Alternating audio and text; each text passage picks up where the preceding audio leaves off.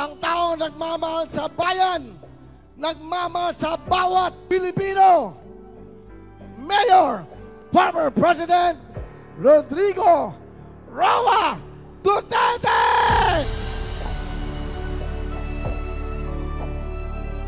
Lights, please, lights.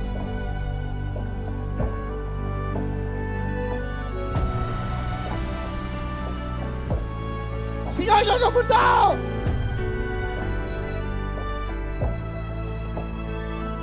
Ang nagmalasakit, nagmahal.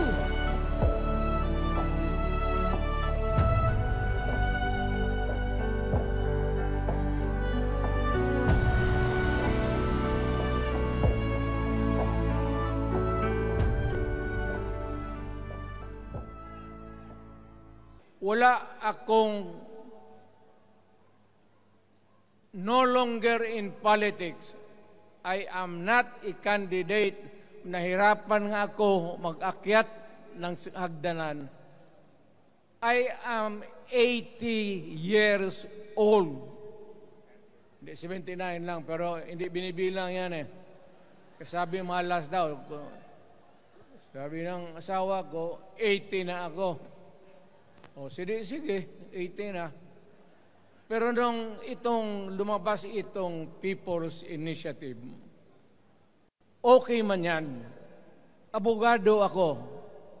There are 3 ways of amending the Constitution.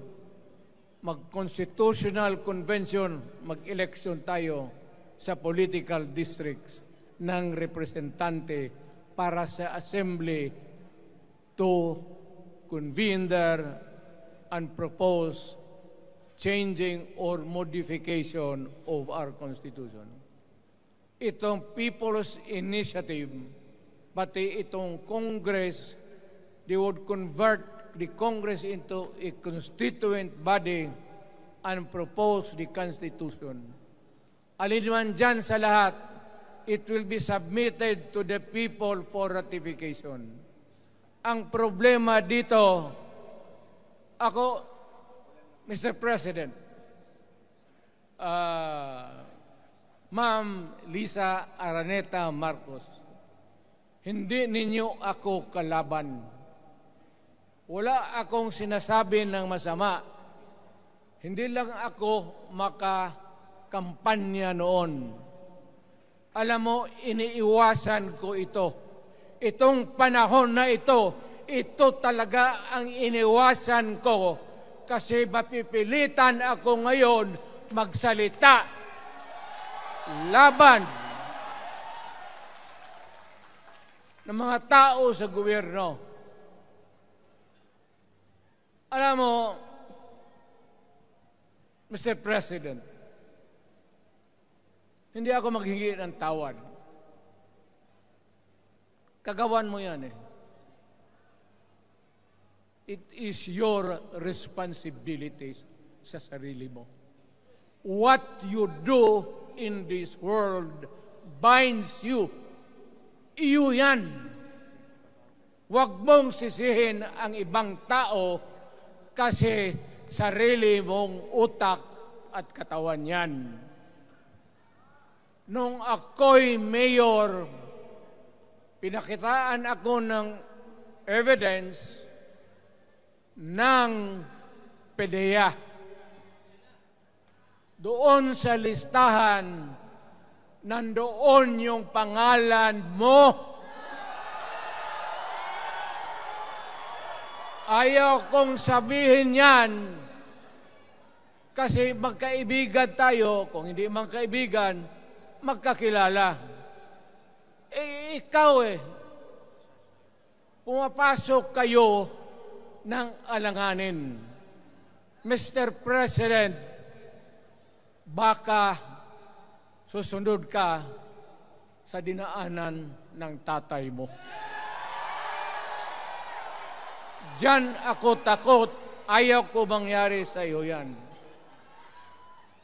Pabor lang, ako namang nagmamakaawa kasi it will divide the nation at madugo itong panahon na ito.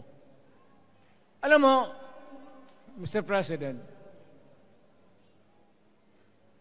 sabihin ko maya sa tao kung ano ka. Noong unang panahon, hindi tayo puro Bisaya, nagkita-kita doon sa Luzon. There was a community of Filipinos. Galing Visayas, galing Ilonggo, galing Waray, galing Mindanao, galing Hulo, galing Lanao, Cebu, Samar, at Taas, Pampanga, Apare. Nagkita-kita yung mga minono natin. Kasi hinawakan tayo ng Espanyol, pati Amerikano.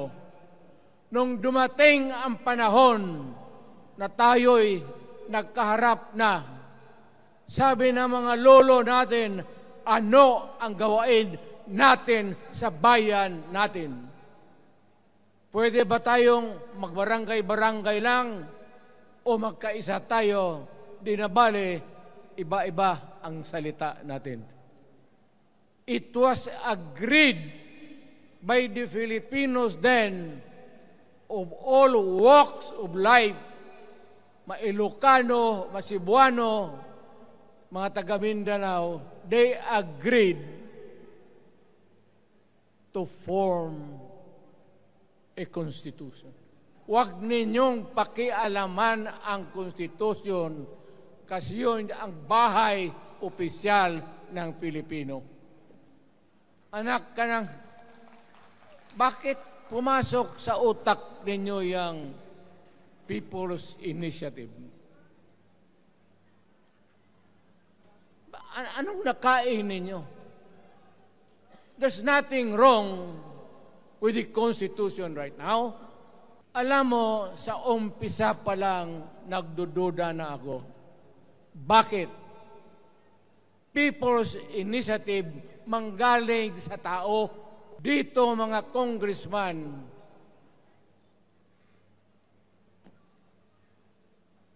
alam ninyo, kung magkaletse-letse ang buhay na ito, sabihin ko sa military, sirahan ninyo yung Congress. Bakit binababoy ninyo ang bayan natin pag pinilit mo ito?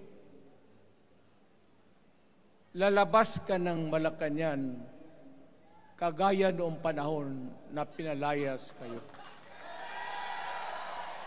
Ano ang kasalanan ng Pilipino at gumagastos kayo, binibilin milyon ng milyon, kayong mga congressman, estapa yan, swindling yan.